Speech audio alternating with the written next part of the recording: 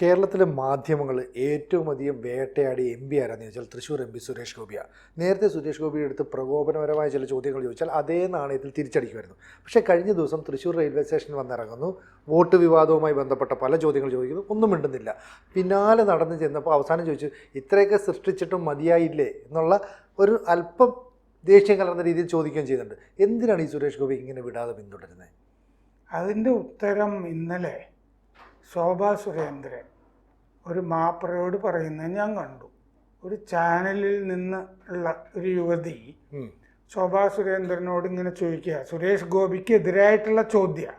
കാരണം ഇപ്പം മാപ്രകൾ ചോദിക്കുന്നത് ഒരു വിവരം കിട്ടാൻ വേണ്ടിയിട്ടല്ലല്ലോ, അവരൊരു പ്രസ്താവന നടത്തുക, അവർക്കൊരു രാഷ്ട്രീയമുണ്ട്. ഇത് ന്യൂസ് 18 നിന്നുള്ള യുവതിയാണെന്ന് തോന്നുന്നു.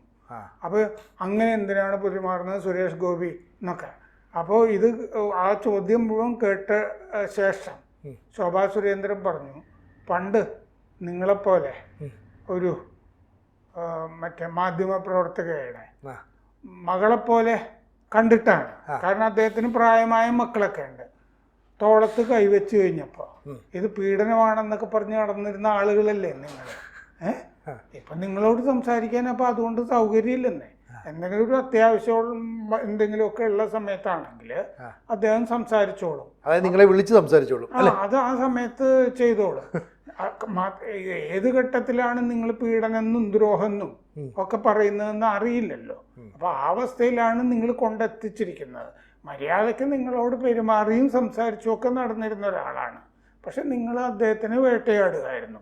ഇങ്ങനെ തന്നെ അദ്ദേഹത്തിന് ഒരു പീഡകൻ എന്നൊക്കെ നിങ്ങൾ മുദ്ര കുത്തി ഇന്ന് ചുട്ട മറുപടി ശോഭാ സുരേന്ദ്രൻ അവർക്ക് കൊടുക്കുന്നുണ്ടായിരുന്നു. ഇതെന്താന്ന് വെച്ചാൽ ഇന്നലെ ഇപ്പോൾ വേറൊരാൾ ഏഷ്യനെറ്റിൽ സർജിക്കൽ സ്ട്രൈക്ക് നടത്തുന്ന ഒരാളുണ്ട് ഏഷ്യനെറ്റിൽ. അദ്ദേഹം ഞാനൊരു മാപ്പ് പറഞ്ഞ് തുടങ്ങട്ടെ എന്ന് പറഞ്ഞാണ് തുടങ്ങുന്നത്. കാരണം അങ്ങേര് പറഞ്ഞിരുന്നു ഒന്ന്, എന്ത് സംഭവിച്ചാലും സുരേഷ് ഗോപി തോറ്റു പോകുമെന്ന് അദ്ദേഹം പ്രവചിച്ചിരുന്നു കഴിഞ്ഞ തെരഞ്ഞെടുപ്പിന് മുമ്പ്. പക്ഷെ അദ്ദേഹത്തിനെ ഞെട്ടിച്ചുകൊണ്ടും നാട്ടുകാരെ ഞെട്ടിച്ചുകൊണ്ടും സുരേഷ് ഗോപി ജയിച്ചു എന്നാണ് അദ്ദേഹം പറയുന്നത്. അത് 3,00,000 വോട്ടിന്റെ ഭൂരിപക്ഷം. അങ്ങേര് എന്തും മണ്ടത്തരാ പറയുന്നത്. എന്നെ ഞെട്ടിച്ചുകൊണ്ടും നാട്ടുകാര്, അയാള് ഞെട്ടിയിട്ടുണ്ടാവും, നാട്ടുകാർക്ക് എന്ത് ഞെട്ടില്ല.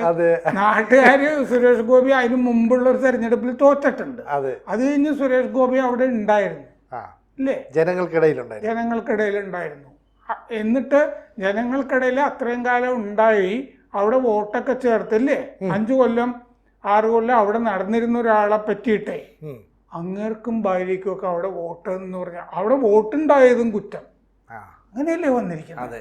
അങ്ങേർക്ക് ഭാര്യയ്ക്ക് വീട്ടുകാർക്ക്, സഹോദരനും ഭാര്യയൊക്കെ അദ്ദേഹത്തിൻ്റെ തന്നെ വീട്ടുകാരല്ലേ എന്ന് പറഞ്ഞപ്പോൾ അതും കുറ്റം. അതായത് ഇഷ്ടമില്ലാത്ത അച്ചി തൊട്ടതെല്ലാം കുറ്റം എന്ന് പറയുന്ന പോലെയാണ് ഈ സുരേഷ് ഗോപിയുടെ. സുരേഷ് ഗോപിക്ക് വേണ്ട ജോലികൾ ചെയ്തുകൊണ്ടിരിക്കുകയാണ്. അദ്ദേഹം ഇന്നലെ കന്യാസ്ത്രീയുടെ വീട്ടിൽ പോയി. മറ്റേ ലവ് ജിഹാദില്ലേ കോതമംഗലം, ഒരു പാവപ്പെട്ട ക്രിസ്ത്യൻ പെൺകുട്ടി ഇല്ലേ, ലവ് ജിഹാദ് കേസ്, ഒരു ക്രിസ്ത്യൻ സഹോദരി, സോന എൽദോസ് എന്നാണ് തോന്നുന്നു പേര്. അപ്പൊ അതുകൊണ്ട് മറ്റേ ജോർജ് കുര്യനോടെ പോയിരുന്നു എന്നാണ് എൻ്റെ ഓർമ്മ. അപ്പൊ ആ പാർട്ടിയുമായി ബന്ധപ്പെട്ട ദൗത്യങ്ങളുണ്ടല്ലോ, ജോലി, അത് സുരേഷ് ഗോപി ചെയ്യുന്നു. മാപ്രകൾക്ക് വേണ്ടിയിട്ടുള്ള ജോലി ചെയ്യാനായിട്ട് അദ്ദേഹത്തിന് നിർവാഹമില്ല. കാരണം മാപ്രകള് അവർക്ക് വേണ്ട ജോലി സുരേഷ് ഗോപിക്കെതിരെ അവരിപ്പോഴും ചെയ്യുന്നുണ്ടല്ലോ. സുരേഷ് ഗോപിക്ക് അനുകൂലമായിട്ട് ഒരക്ഷരം ഒരു ഉരിയാടുമോ? ഇല്ല. അതിനെപ്പറ്റി നല്ല ബോധ്യം സുരേഷ് ഗോപിക്കും ഇല്ലേ, അദ്ദേഹം അനുഭവിച്ചതാണ്. ഇപ്പോൾ ഈ റെയിൽവേ സ്റ്റേഷനിൽ വന്നിറങ്ങുന്ന സുരേഷ് ഗോപി അവിടെ നിന്ന് വന്ദേ ഭാരതി വന്നിറങ്ങുന്നു, പ്ലാറ്റ്ഫോമിലേക്ക് ഇറങ്ങിയതിന് ശേഷം നടന്നു പോവുകയാണ്. അപ്പോൾ ഈ മീഡിയ പ്രവർത്തകർ കൂടെ ചെല്ലുന്നു. അപ്പോൾ ഒന്നും മിണ്ടാതെ ആശുപത്രിയിലേക്ക് പോകുന്നു. അശ്വിനി ആശുപത്രിയോ മറ്റാണ്. അവിടെ BJP CPM സംഘർഷത്തിൽ പരിക്കേറ്റ പ്രവർത്തകരെ, സാധാരണ പ്രവർത്തകരെ പോയി കാണുകയാണെങ്കിൽ ഉത്തരവാദിത്തപ്പെട്ട ജോലി ചെയ്യുന്നു. എന്നിട്ടും തിരിച്ചിറങ്ങി വരുമ്പോൾ വീണ്ടും ചെന്നിട്ട് ചോദിക്കണം നിങ്ങളെന്താ മിണ്ടാത്തതെന്നൊക്കെ ചോദിക്കുമ്പോൾ ഇത്രയൊക്കെ കൊണ്ടുവന്ന് എത്തിച്ചതിന് നന്ദി എന്നൊറ്റ വാക്കിൽ പ്രതികരിക്കും. കാരണം മാധ്യമപ്രവർത്തകർ ചോദിക്കുമ്പോഴൊക്കെ തന്നെ മറുപടി പറയേണ്ട ഒരു ബാധ്യത നേതാക്കൾക്കില്ല. അവർക്ക് തോന്നുമ്പോൾ മാത്രമല്ലേ റിയാക്ട് ചെയ്യുള്ളൂ. അപ്പം മീഡിയ പ്രവർത്തകർക്ക് എന്തോ ഒരു എക്സ്ട്രാ അധികാരമുണ്ട്, അവകാശമുണ്ടെന്ന് പറഞ്ഞിട്ട് ചോദിക്കട്ടെ, മോദി പ്രധാനമന്ത്രിയായ ശേഷം ആദ്യം ചെയ്തത് എന്താണ്? ഈ ജങ്കറ്റ് എന്ന് പറയും സാധാരണ, അതായത് ഈ പത്രപ്രവർത്തകരെ മുഴുവൻ വിദേശത്ത് പോകുമ്പോൾ ആ പോകുന്ന വിമാനത്തിൽ പത്രപ്രവർത്തകരെ മുഴുവൻ കുത്തി നിറച്ച് കൊണ്ടുപോവുക. ഇതാണല്ലോ. പിന്നെ മദ്യപാനികളായ പത്രപ്രവർത്തകർക്ക് ഇതൊക്കെ വേണ്ടുവോളം കൊടുക്കുക. ഇതൊക്കെയല്ലേ ജങ്കറ്റ് എന്ന് പറയുന്നത്. അദ്ദേഹം മാധ്യമപ്രവർത്തകരെ കൊണ്ടുപോകുന്ന പരിപാടി നിർത്തി. വേണ്ടെന്ന് വെച്ചു. വേണ്ട, മാധ്യമപ്രവർത്തകരെ കൊണ്ടുപോകും. PTI, UNA വാർത്താ ഏജൻസികൾ, ANA വീഡിയോ കൊടുക്കുന്നത്. ആ വീഡിയോയും എല്ലാം നന്നായിട്ട് എത്തുന്നുണ്ടല്ലോ എല്ലായിടത്തും, എല്ലാവരും കാണിക്കുന്നുമില്ലേ. ഇപ്പൊ അമേരിക്കയിലെ പ്രസംഗമാണെങ്കിൽ ലൈവായിട്ടും ഇല്ലേ. പത്രങ്ങള് അവരുടെ പൈസ ചെലവാക്കി അങ്ങോട്ട് അയക്കട്ടെ മാപ്പറേ. ഈ കാശ് ചെലവാക്കിയിട്ട് എന്തിനാ കൊണ്ടുപോകുന്നത്? അതുപോലെ ഞാൻ ഓർക്കുന്നുണ്ട്, ഈ രാജ്ദീപ് സർദേശായി ആരാണെന്ന് എനിക്ക് നല്ല ഓർമ്മയില്ല. അതായത് ഈ മോദി ഗുജറാത്ത് മുഖ്യമന്ത്രി ആയിരുന്നപ്പോൾ ഗുജറാത്തിൽ ഈ ഗോദ്രയൊക്കെ നടന്നില്ലേ, അത് കഴിഞ്ഞിട്ട് ഈ മോദിയെ അഭിമുഖം ചെയ്യുകയാണ്. മോദി തിരീശയൊക്കെ അന്ന് മാധ്യമപ്രവർത്തകരെ കാണുന്ന കാലമാണ്. അപ്പം മോദിയോട് ഈ ഇതിനെപ്പറ്റി തന്നെ മോദി എന്തോ കൊലപാതകിയാണെന്നുള്ള മട്ടിൽ ചോദിച്ചുകൊണ്ടിരുന്നു. പുള്ളി മൈക്കൂരി വെച്ചിട്ട് പുള്ളി പോയി. എനിക്ക് പറയാൻ താല്പര്യമില്ല. താല്പര്യമില്ല. പിന്നെ അങ്ങനത്തെ പെരുമാറ്റം കണ്ടിട്ടാണ് അദ്ദേഹം പിന്നെ ഈ ജങ്കറ്റ്, അദ്ദേഹം പ്രധാനമന്ത്രിയായ ശേഷം ഈ പത്രപ്രവർത്തകരെയും വലിച്ചിട്ടിട്ട് വിമാനത്തിൽ കൊണ്ടുപോകുന്ന ആ പരിപാടി പുള്ളി ഒഴിവാക്കി. അപ്പോൾ അത് നല്ല മാതൃകയല്ലേ? ആരുടെ? സുരേഷ് ഗോപിയുടെ മുമ്പിൽ അദ്ദേഹത്തിന്റെ നേതാവ് ഇങ്ങനെയാണല്ലോ മാപ്പറകളെ കൈകാര്യം ചെയ്തുകൊണ്ടിരിക്കുന്നത്. അദ്ദേഹം പത്രസമ്മേളനം നടത്താറുണ്ടോ? ഇല്ല. കഴിഞ്ഞ ലോക്സഭാ തെരഞ്ഞെടുപ്പ് കാലത്ത് ഒരു മലയാള മാധ്യമം, അവർക്ക് വേറെ ഭാഷയിലും ഒക്കെ ഉണ്ട്, കന്നഡയിലും ഒക്കെ, അങ്ങനെ രണ്ടുപേരെ അതിന്റെ നിർത്തിയിട്ട്, രാജീവ് ചന്ദ്രശേഖരന്റെ മാധ്യമമാണ്, അത് BJPക്കെതിരാണ് ആ മാധ്യമം, എന്നാലും രണ്ടുപേരെ നിർത്തി ഒരു ഇന്റർവ്യൂ കൊടുത്തിരുന്നു. അങ്ങനെ ചില സെലക്റ്റഡ് ആയിട്ടുള്ള ആളുകൾക്ക്. കാരണം മോദിക്ക് മറ്റേ സാധാരണ മനുഷ്യരോട് സംസാരിക്കാൻ മൻ കി ബാത്ത് ഉണ്ട് അല്ലേ, റേഡിയോ കേൾക്കുന്ന പാവപ്പെട്ട എത്രയോ മനുഷ്യര് അല്ലേ. ഏതോ ഒരു സിനിമയിൽ, കിങ് എന്ന് പറഞ്ഞ സിനിമയിലോ മറ്റേ ഇന്ത്യ മറിച്ച ഇന്ത്യ എന്നൊക്കെ പറയുന്നില്ലേ, മമ്മൂട്ടി പറയില്ലേ, എന്ന് പറഞ്ഞ പോലെ സാധാരണക്കാര് എന്നൊക്കെ പറഞ്ഞു.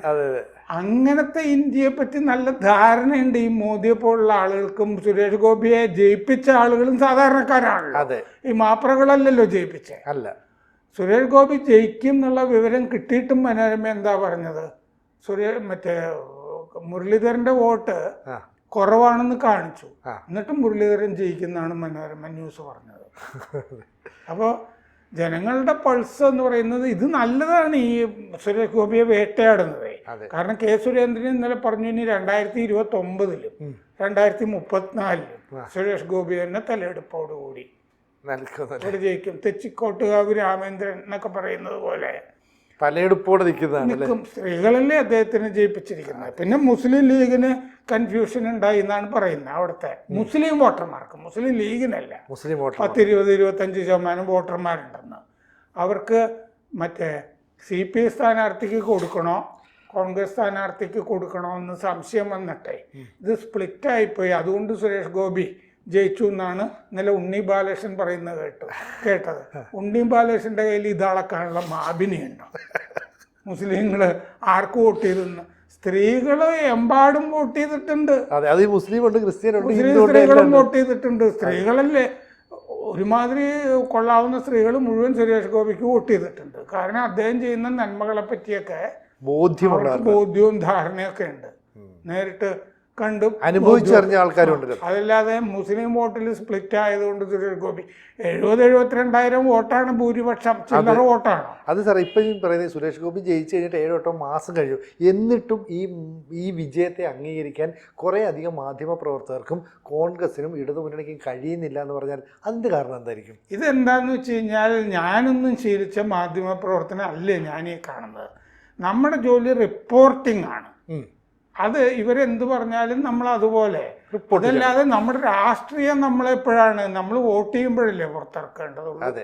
കാരണം നമ്മുടെ ജോലി ഇവർ പറയുന്ന പോഴത്തം റിപ്പോർട്ട് ചെയ്ത് കഴിഞ്ഞാൽ തന്നെ ഇവരെ നമുക്ക് എക്സ്പോസ് ചെയ്യാൻ പറ്റും രാഷ്ട്രീയക്കാർ പറയുമ്പോൾ. പിന്നെ നമ്മൾ 1-to-1 ഇൻ്റർവ്യൂ കിട്ടുമ്പോൾ ആണ് നമ്മൾ കൂടുതൽ ചോദ്യങ്ങൾ അവരെ ബുദ്ധിമുട്ടിക്കാൻ. പക്ഷെ ബുദ്ധിമുട്ടിക്കും എന്ന് പറഞ്ഞിട്ടല്ലല്ലോ നമ്മൾ ഇവരെ കാണാൻ ചെല്ലുന്നു. അല്ല, നമ്മൾ ചിരിച്ചുകൊണ്ടല്ലേ നമുക്ക് ആവശ്യമുള്ള കാര്യങ്ങൾ ചോർത്തിയെടുക്കാൻ പതുക്കെ ചോദിച്ചുമൊക്കെ നമ്മളിങ്ങനെ സംസാരിക്കും. ഇത് ആദ്യമേ തന്നെ ഈ തോക്കുമായിട്ടോ അമ്പും വില്ലുമായിട്ടോ ഒക്കെ ചെല്ലുന്ന പോലെ ഇതാണ് തൂലിക പടവാളാക്കുക എന്ന് പണ്ട് പറയുമായിരുന്നില്ല. ആ പരിപാടിയാണ് ഈ ചെയ്തുകൊണ്ടിരിക്കുന്നത്. ആദ്യമേ പടവാളുമായിട്ടാണ് അക്ഷരം അറിയാത്തത് കൊണ്ട് പടവാള് മാത്രമേ ഉള്ളൂ കയ്യില്. അക്ഷരമില്ല, സംസ്കാരമില്ല, അപരിഷ്കൃത ജന്തുക്കൾ എന്ന് പറയാവുന്ന വിധത്തിലുള്ള ആളുകളാണ് ഇത് മുഴുവൻ. ചുളുവില് പ്രശസ്തി നേടാന്ന് വിചാരിച്ചിട്ട് ചെയ്യുന്ന പരിപാടികളാണ്. എന്തെങ്കിലും ഹോംവർക്ക് ചെയ്തിട്ടോ പഠിച്ചിട്ടോ ഒന്നുമല്ല. ജനങ്ങൾക്കെതിരാണ് ഈ മാപ്രകള്. 72,000 വോട്ടിന്റെ ഭൂരിപക്ഷം എന്ന് പറഞ്ഞാല് അത് ഈ മാനിപ്പുലേറ്റ് ചെയ്തും വോട്ടർ പട്ടികയിൽ ആളെ ചേർത്തിട്ടും കിട്ടിയൊന്നുമല്ലല്ലോ. കാരണം ഇതിപ്പോ മറ്റേ പോലീസിന് കൊണ്ടുപോയിട്ട് പരാതി കൊടുത്തിരിക്കുകയാണ്. ആര്? പ്രതാപനും അക്കരെയെല്ലാം കൂടി. അത് മജിസ്ട്രേറ്റ് കോടതിയിലാണ് പരാതി കൊടുക്കേണ്ടത്. അത് നിയമത്തിൽ എഴുതി വെച്ചിട്ടുണ്ട്. പോലീസിനെതിരെ ഒരു ചുക്കും ചെയ്യാനില്ല. അപ്പൊ വെറുതെ ആളുകളുടെ കണ്ണിൽ പൊടിയിടുന്നു. ആ കണ്ണിൽ പൊടിയിടുകയാണ്. അപ്പൊ ഈ പ്രതാപൻ സത്യത്തില് ഈ പ്രതാപനും കണ്ണിൽ ജനങ്ങളുടെ കണ്ണിൽ മാത്രമല്ലല്ലോ പൊടിയിട്ടത്, കോൺഗ്രസിന്റെ കണ്ണിലും പൊടിയിട്ടില്ലേ? കാരണം പ്രതാപനും അക്കരെയൊക്കെ സുരേഷ് ഗോപിക്കാണ് വോട്ട് ചെയ്യുന്നതിന്റെ തെളിവും മുരളീധരന്റെ കയ്യിൽ. മുരളീധരൻ തന്നെ തുറന്നു പറഞ്ഞ കാര്യമാണ്. കോൺഗ്രസിന്റെ കയ്യിൽ നിന്നും കുറെ വോട്ട് കിട്ടിയിട്ടുണ്ട് അന്ന്. മുരളീധര വിരുദ്ധ വോട്ടുകൾ മുഴുവൻ സുരേഷ് ഗോപിക്ക് വീണിട്ടില്ലേ അന്ന്. അപ്പൊ അങ്ങനെ അല്ലാതെ മുസ്ലിം വോട്ട് സ്പ്ലിറ്റ് ചെയ്തിട്ട് എന്ന് പറയുന്ന പോലെ ഉണ്ണി ബാലകൃഷ്ണന്റെ മാബിനി വെച്ചിട്ടൊന്നുമല്ല രാഷ്ട്രീയം എന്ന് പറഞ്ഞാൽ അടിയൊഴുക്കുകളാണ്. എന്ന് പറഞ്ഞാല് കേരളത്തിൽ BJP ആറ്റിങ്ങലോ തിരുവനന്തപുരത്തോ ഒക്കെ വേണമെങ്കിൽ ജയിക്കാവുന്നതായിരുന്നു. അപ്പൊ അതുകൊണ്ട് ഇവിടെ ചുവടുറപ്പിച്ചു. ആ ചുവടുറപ്പിച്ചതിൽ ഈ രാഷ്ട്രീയ മാപ്രകൾക്ക്, ഇവര് ശരിക്കും മാധ്യമപ്രവർത്തകരല്ലാത്തതുകൊണ്ടാണല്ലോ മാപ്രകൾ എന്ന് വിളിക്കുന്നത്. അപ്പൊ ഈ ഇങ്ങനത്തെ വേട്ട പട്ടികളെ പോലെ നടക്കുന്ന മാപ്രകൾക്ക് കൊടുക്കാനായിട്ട് സുരേഷ് ഗോപിയുടെ ഒന്നുമില്ല. കാരണം അദ്ദേഹം മണിപ്പൂരിൽ പാർട്ടി ഏൽപ്പിച്ച ദൗത്യമായിട്ടിരിക്കുമ്പോഴും അവിടുത്തെ ഒരു മെത്രാൻ കാണാനില്ല. അവിടുത്തെ ചിലർ രാഷ്ട്രീയക്കാർ മാത്രമല്ല, ഈ കമ്മികളായ സാഹിത്യകാരന്മാരും ഒക്കെ ഉണ്ട് കുറെ ആളുകൾ. പിന്നെ കുറെ കുറെ ആളുകൾ ഇതിങ്ങനെ പറഞ്ഞുകൊണ്ടിരിക്കും കാണാനില്ല എന്ന് പറഞ്ഞു. അവിടെ ഒരു ഓഫീസ് പ്രവർത്തിക്കുന്നില്ലേ സുരേഷ് ഗോപിയുടെ?